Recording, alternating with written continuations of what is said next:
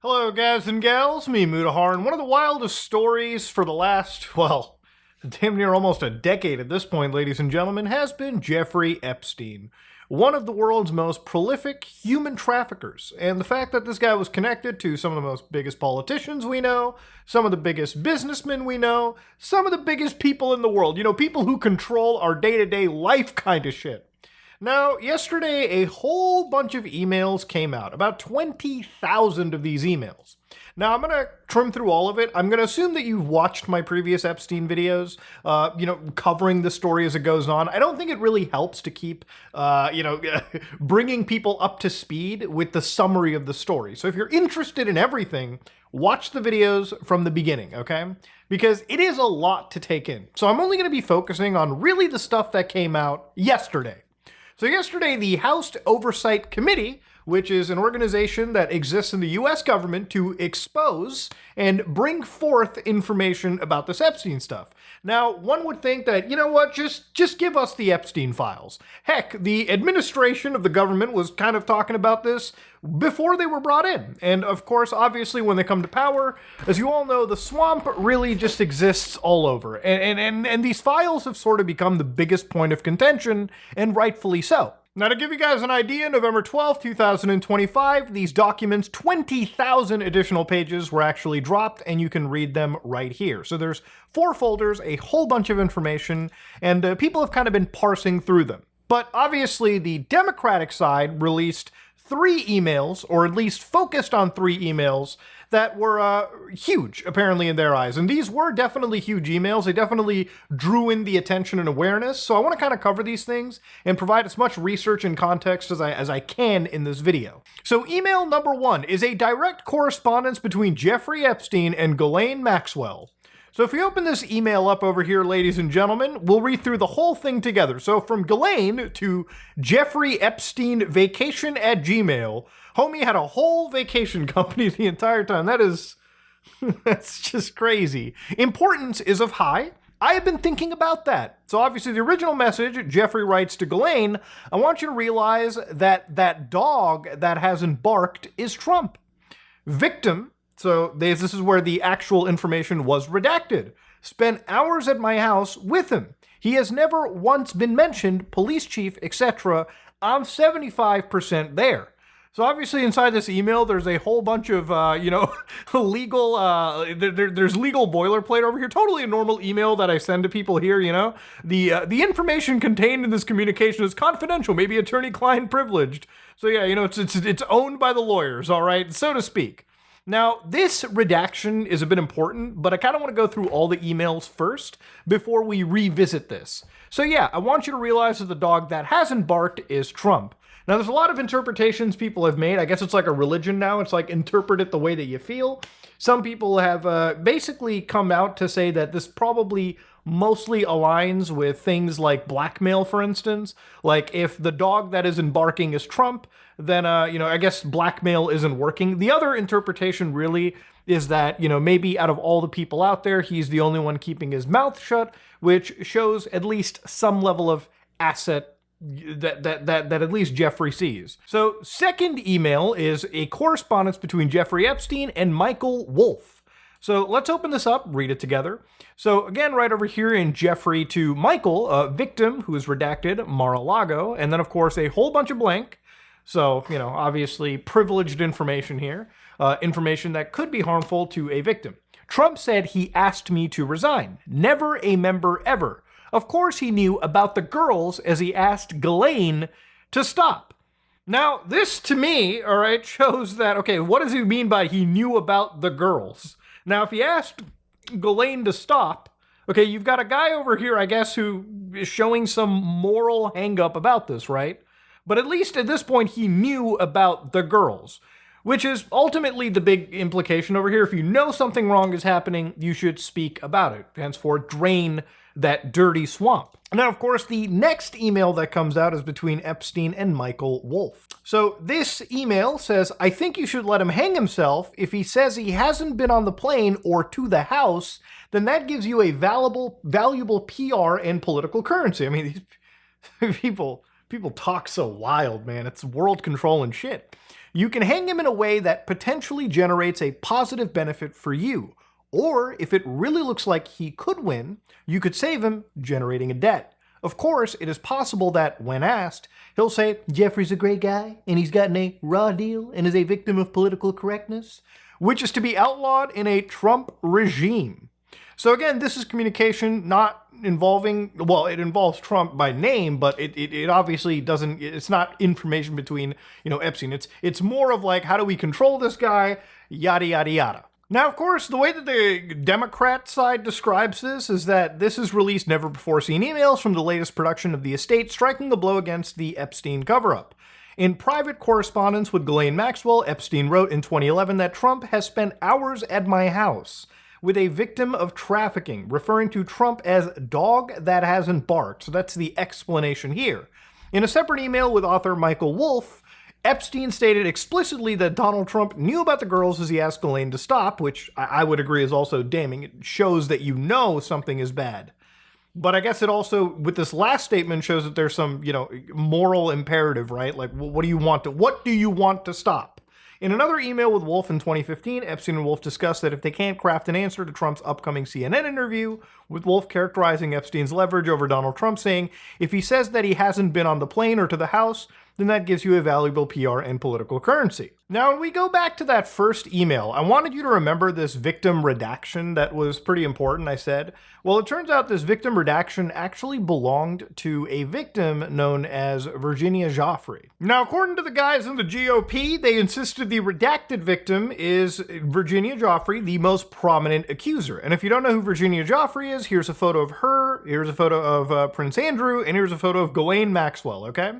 So obviously, in one of the emails, the girl fled the country with an outstanding arrest warrant. The DA, after she accused others, said in writing that she had no credibility, she was never 15, old, working for me. Her story made it seem like she first worked for Trump at that age, and was met by Ghislaine, total horseshit. Daily Mail paid her money, they admitted it, and the statement that it took money to coax the truth, she was on my plane, and yes, she had her pictures taken with Andrew, as many of my employees have. I have never misled you, this girl is a total liar.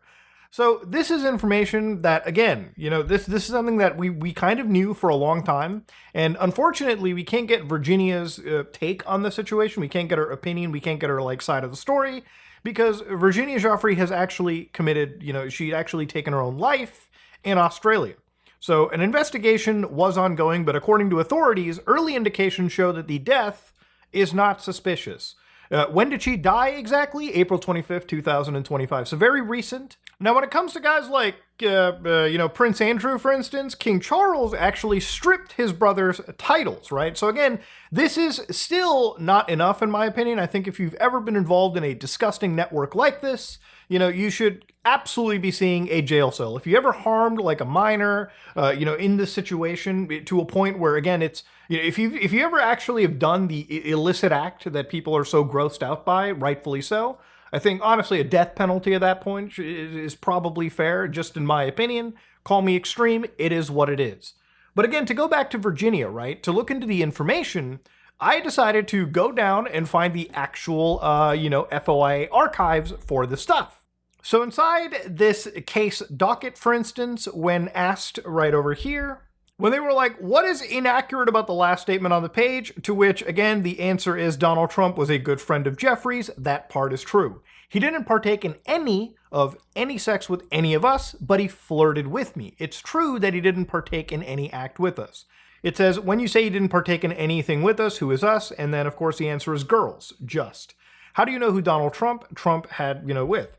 Oh, I didn't physically see him have anything with any of the girls, so I can't say who he had anything with his whole life, but I just know it. It wasn't with me, and when I was with other girls. Now, again, the reason I bring up this specifically is because ultimately, at the end of the day, it's been used as sort of this big response. Now, this information was grabbed from the Black Vault, but it was also grabbed from multiple sources. Again, this was just a actual court document that you can look up for yourself, and I wanted to look it up for myself because I just didn't want to trust anything that I could read online posted by somebody who had an agenda one way or the other. Okay, I wanted to actually look at the facts for what they are. But again, when I see that redaction over here, right? Like when I see this whole redaction brought into it, and then the word spent hours at my house with him, it's contradictory, right? Like if you're going to say that this victim, who's been unredacted to be this Virginia woman, okay, and then, you know, you're going to show a statement that contradicts literally what comes after the redaction, then it's going to be a question that I raise.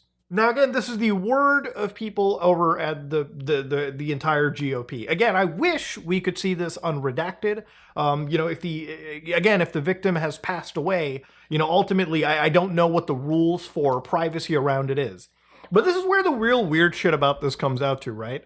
So if you have a piece of evidence that exonerates the president, who currently is sitting in the fucking most insane hot seat regarding this, why not just release these files? Again, I don't understand why these files have become such a difficult thing to release at this point in time. You know, literally, like, yesterday, it was Trump and his administration ramped up a pressure campaign on, again, the Republicans who are actually pushing for a full release. You know, people who are like, forget the politics, forget the party sides.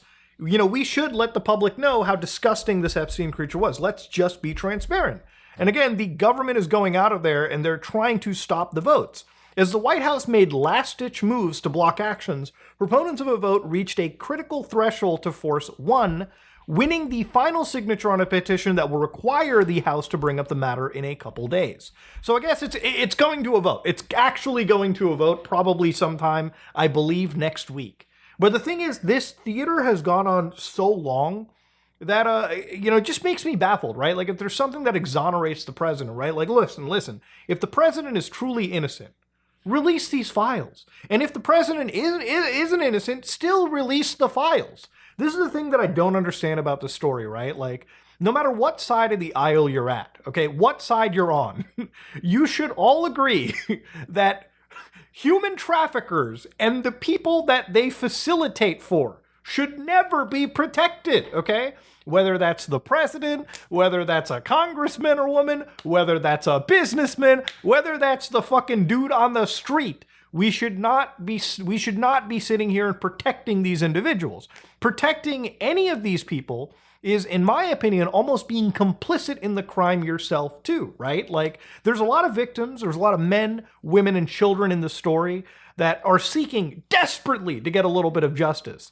And when they can kind of sniff that justice, it seems like the current government that was billing people on the promise of, we'll drain the swamp, we'll publicize these records, we'll expose the naughty actors, are now trying to, I guess, stop this from entirely happening. It's just such a weird situation to see, right? Now, of course, there's been other emails that have sort of started showing around, like, you see, I know how dirty Donald is. My guess is that non-lawyers, New York business people, have no idea what it means to have your fixer flip. And again, this email, to read fully in context, it makes no difference whether it was his money, issue his failure to disclose, plus fact is he has lied his ass off about it, makes it clear that he knew it was illegal.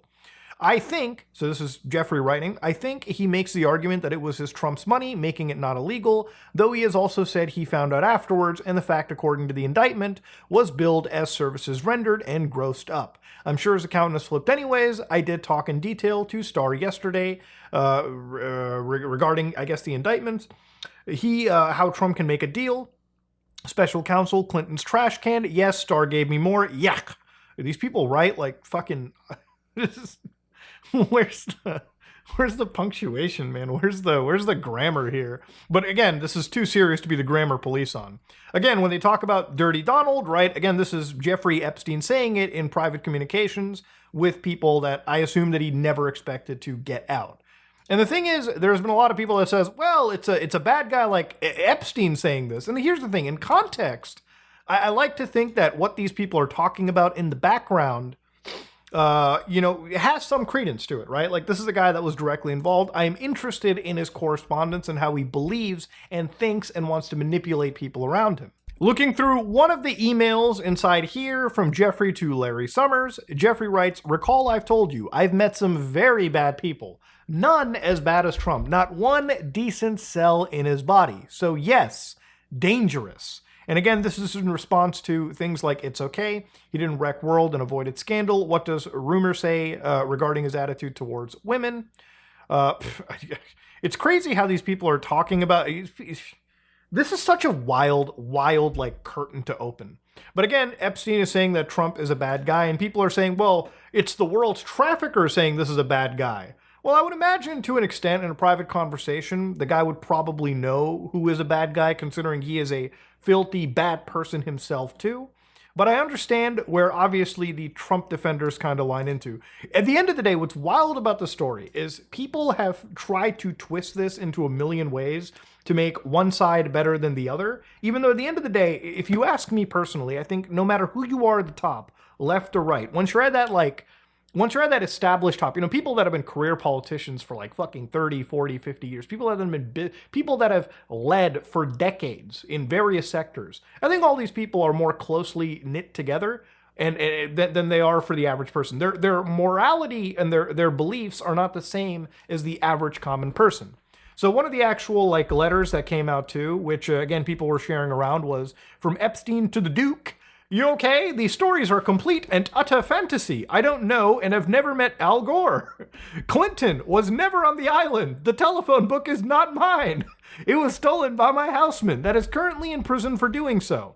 So again, here's Epstein just straight up saying, listen, Al Gore, Clinton, they were never on the island. But, it's one thing. He hasn't, from my knowledge and reading these files, said the same thing about Trump or any of these people. But that's the thing. At the end of the day, there's more questions that are raised from this entire story. And one of the biggest issues that I see, too, is how Trump and sort of the party that was for transparency react to this. So listen to this clip. Thank you very much, everybody. Mr. President, are you prepared to negotiate with Democrats now? Mr. President, on Jeffrey Epstein, Thank you very much. thank you guys for knowing. Mr. President, can you respond to these Epstein emails that were released today?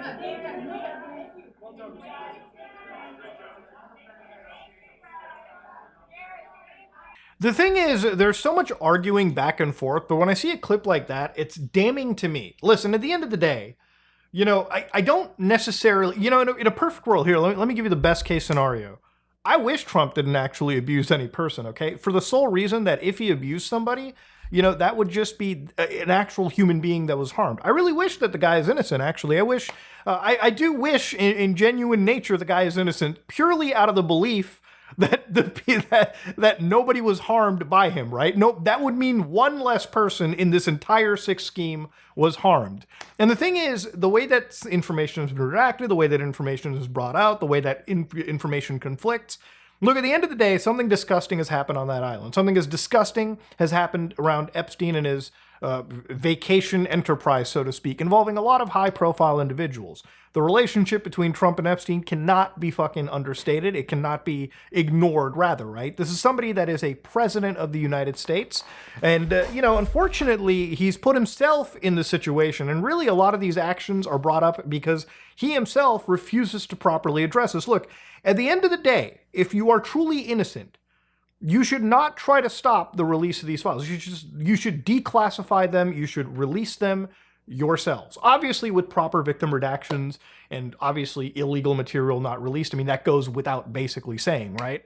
But this information should be out. And the more intense that, Trump and like his friends fight against it, the more I have to reasonably question, maybe there is something shady about it, right? Like, why would somebody fight against this, right? Like, at the end of the day, if you didn't commit the crime, you should release this information. And some could say that maybe it might upheave the world and, like, expose people that... I don't give a fuck. If releasing files related to the abuse of men, women, and children leads the entire world to burn down, then maybe the fucking world deserves to burn down. You know what I mean? Like, if that is what hinges... If the world's stability hinges on the backs of people and them being treated like cattle, maybe the world deserves to burn down. You know what I mean? Maybe think of that for a fucking second. But yeah, a lot of these files ended up getting released, and I wanted to kind of talk about this because there's a lot to discuss. And obviously it's 20,000+ documents, so there's still more to look through. But as of now, this is the bombshell. But again, we're getting this drip-fed content. Dude, this is not Grand Theft Auto Online. Do not drip-feed me expansion packs. At this point, I really hope that in the next few weeks, all this information gets declassified and, the people that have rightfully committed terrible actions actually suffer consequences for their actions. We have to, as a society, stop protecting people that are taking advantage of the most vulnerable in our groups. That would be men, women, children, people that, people who right now are sniffing for justice. We need to be able to, as a society, protect them, because the moment we lose that slight bit of humanity, then I think ultimately we as a species entirely don't really deserve to fucking exist.